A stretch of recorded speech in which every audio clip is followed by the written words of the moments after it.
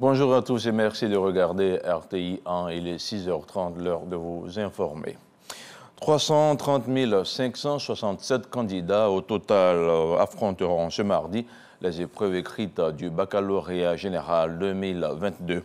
Pour cette première journée, les candidats seront soumis à plusieurs épreuves, dont le français, la philosophie et les mathématiques.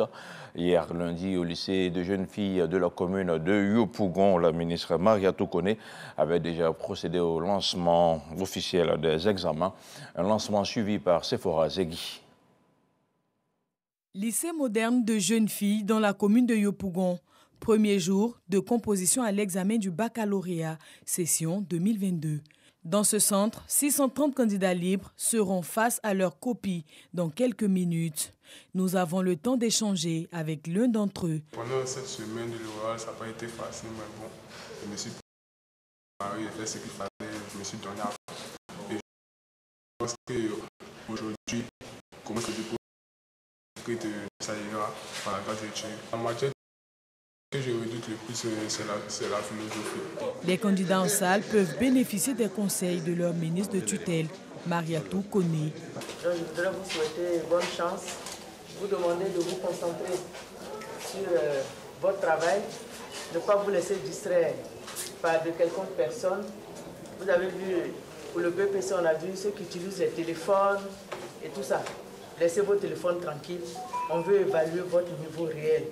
Relativement à la fraude observée lors de l'examen du BEPC, la ministre de l'Éducation nationale et de l'alphabétisation rassure quant au renforcement de la sécurité. Nous avons initié la vidéosurveillance. Maintenant, sur l'ensemble du territoire, vous êtes en salle, nous on vous voit. Vous ne nous voyez pas, mais nous on vous voit. Et comme il y a des malins, il y en a qui sont experts en fraude, ils ont sectionné le câble. Quand ils ont vu, le BPC, il y a vidéosurveillance, en prélude au bac, il y en a qui sont allés sectionner des câbles pour faire en sorte que le système de tricherie marche. Je vais vous dire, on a remplacé. Les câbles qui ont été sectionnés là, on les a remis ensemble. Normalement, on n'a pas besoin de tous ces dispositifs pour évaluer votre niveau. C'est pour vous-même qu'on est en train de faire. C'est le nom de la Côte d'Ivoire, c'est la dignité de la Côte d'Ivoire. Faire en sorte que quand vous sortez du pays, on regarde vos diplômes, on dit ça c'est un diplôme valable. 330 567 candidats au total prennent part à ce dernier de la série des examens à grand tirage. La première journée s'est ouverte avec les épreuves de français, histoire et géographie, mathématiques, la philosophie et les épreuves facultatives entre autres. Les résultats seront connus le 25 juillet dès 14h dans les centres de composition.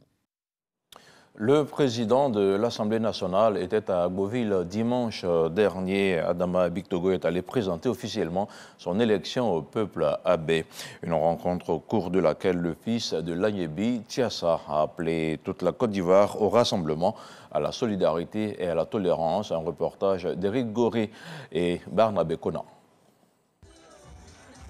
Ce sont plus de 10 000 personnes qui ont pris d'assaut la place Henri Konan Bédié d'Agboville.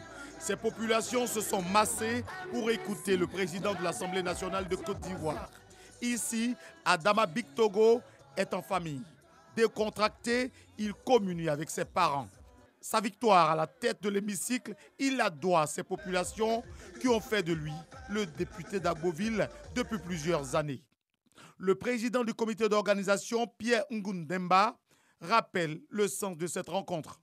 Bien que nous avons voulu ce jour une mobilisation limitée, montre que tout la Guémitiassa attendait ce résultat. Chers frères, tes parents sont heureux et fiers de toi. Cet événement qui renforce la cohésion sociale dans la localité est fortement apprécié par les parlementaires. Le président Adama Bictogo, il a su mettre à ses pieds toutes les tendances politiques au niveau de l'Assemblée nationale pour qu'on arrive aujourd'hui à cette fête.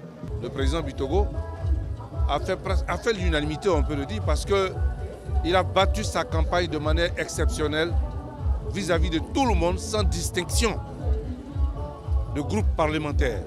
Lorsqu'il s'adresse à son auditoire, le président de l'Assemblée nationale n'a pas un discours préparé entre les mains. C'est donc avec son cœur qu'il parle. Des paroles axées sur la cohésion sociale et la paix en Côte d'Ivoire. J'aime Agboville, j'aime la région, J'aime mon pays, la Côte d'Ivoire. J'aime mon pays. Mon cœur bat au rythme des problèmes de mon pays.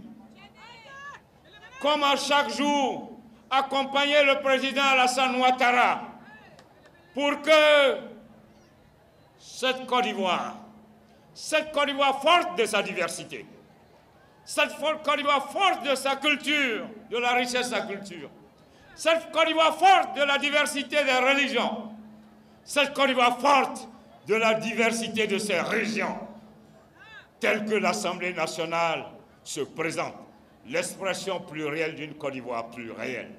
Avant cette cérémonie, le président de l'Assemblée nationale s'était rendu à la mosquée et à l'église pour confier son élection au Seigneur.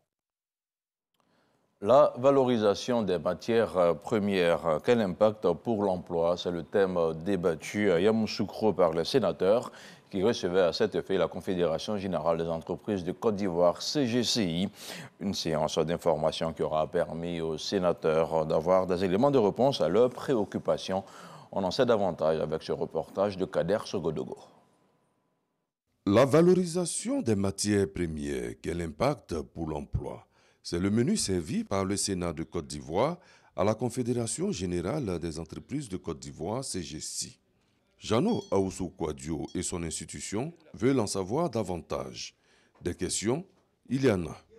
Comment comptez-vous aider à l'intégration de l'agro-industrie ivoirienne dans les circuits mondiaux de distribution et de commercialisation?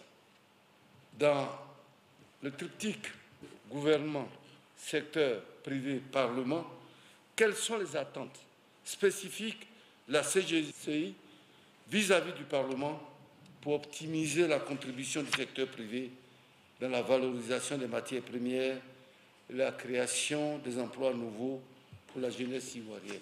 Après le mot introductif du président de la CGCI, Jean-Marie Aka, c'est son directeur exécutif, Stéphane Aka Angui, qui procédera à l'exposé. Il faut dire que la Confédération avait fait des propositions dans le sens de la qualité et de la quantité des emplois. Un livre blanc existe dans ce sens. La vision est 8 millions d'emplois à l'horizon 2030, dont 5 millions entre 2021 et 2025. De l'agriculture jusqu'aux industries, tout y passe. La nécessité de l'adéquation entre la formation et l'emploi.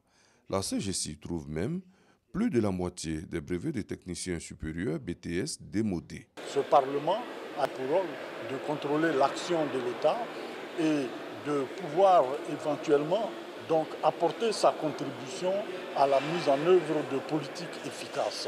Une séance d'information qui permet au Sénat de mieux comprendre la situation. La vision est là, elle est claire et nette. Les voies et moyens nous ont été présentés, mais aussi les obstacles pour atteindre cette vision nous ont été soumis. Cette séance d'information a permis aux sénateurs de poser des questions individuelles. En tout cas, la Confédération générale des entreprises de Côte d'Ivoire, CGCI, aura répondu à toutes les préoccupations. Et ici, à Abidjan, les modalités de mise en place des systèmes de transports intégrés seront au cœur du Salon des transports africains. Plusieurs participants sont déjà présents dans la capitale économique ivoirienne. Ils entendent promouvoir la chaîne logistique et les infrastructures comme levier de développement du continent. De son côté, le ministre du Transport, Amadou Koné, a marqué l'engagement du gouvernement à poursuivre ces investissements. On en parle avec l'ancien Bakayoko. Selon une étude menée par le cabinet Deloitte, la part des projets de transport dans les investissements consacrés aux infrastructures sur le continent africain sont en nette augmentation au point de devenir la plus importante. Cette tendance est favorisée par le besoin de plus en plus croissant d'intégration dans cet espace. Une trajectoire que ce rendez-vous d'Abidjan vient combler. C'est un cadre d'échange et de promotion mis à la disposition des acteurs institutionnels et du secteur privé pour interagir et trouver des solutions pérennes aux grands enjeux liés à la bonne marche du transport, de la logistique et des infrastructures. Il s'agit pour le monde de la logistique d'intégrer dans toute sa plénitude L'interface transport, maillon essentiel de la chaîne, y compris les secteurs connexes.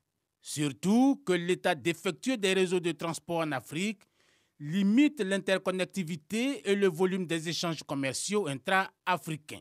En attendant cette dynamique bâtie autour du ferroviaire, du maritime et de l'aérien, les routes revendiquent un rôle de premier plan. La question de la mobilité de nos populations, du transport des marchandises de nos opérateurs économiques est une question extrêmement importante. Dans un monde où tout va vite, c'est pour cela qu'il nous faut aujourd'hui mener des réflexions en profondeur pour que depuis le petit conducteur jusqu'au grand transporteur, la question de l'information, du renforcement des capacités prenne le pas pour que l'appropriation de tout ce qui va être dit au niveau communautaire, au niveau international, mondial, au niveau national, soit comprise par le plus petit exploitant. Les routiers prendront leur place.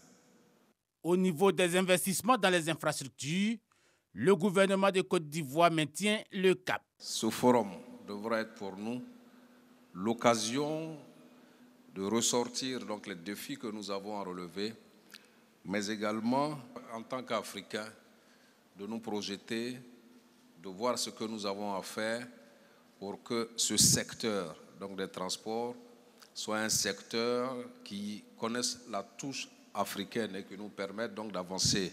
Plusieurs opérateurs économiques prennent part aux expositions et aux rencontres d'affaires.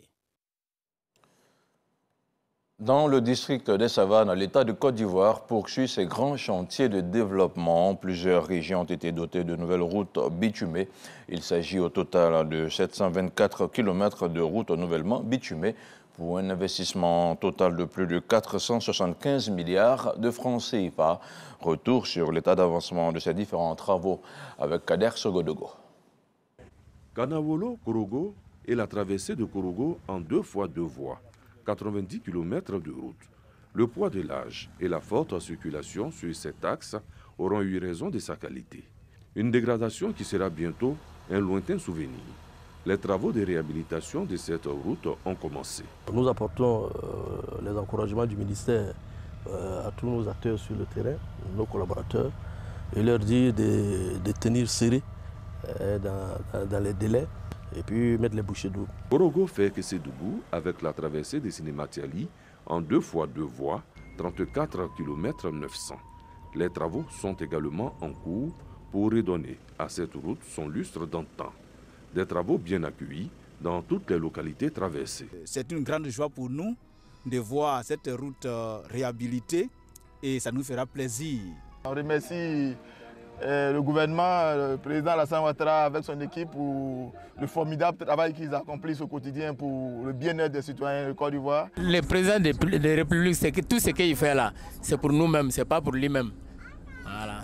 En tout cas, on peut le saluer, ce qu'il fait là, nous on est soulagés, on est contents. Ce sont ainsi un linéaire total de 144 km qui sont en cours de réhabilitation entre le Poro et le Djologo.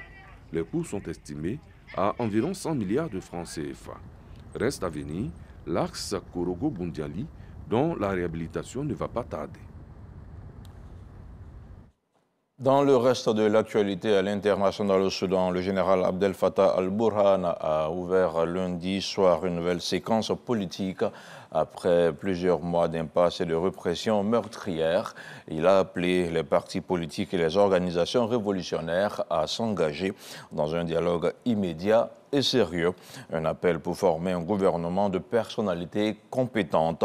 Pour l'heure, les principales forces de l'opposition n'ont pas encore réagi à cette annonce.